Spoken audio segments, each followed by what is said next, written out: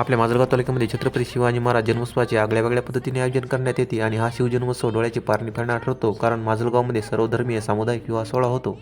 गेल्या 14 वर्षात तब्बल 573 कन्यादान झाले आहेत आणि यंदा 22 जोडपी विवाह बंधनात अडकले आहेत. सर्व धर्म समभावाचा आणि सामाजिक ऐक्याचा जिवंत संदेश देणारा हा सोहळा माजलगावची शान बनला आहे. छत्रपती शिवाजी महाराज यांच्या विचारांनी प्रेरित होऊन शिवजयंतीचे औचित्य साधून हा उपक्रम सुरू झाला आहे. हा सर्वधर्मीय सामुदायिक विवाह सोहळा आज एक आदर्श चळवळ म्हणून ओळखला जातो.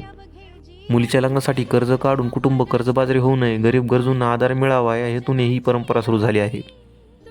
या उपक्रमामुळे अनेक कुटुंबांना मोठा दिलासा मिळाला आहे.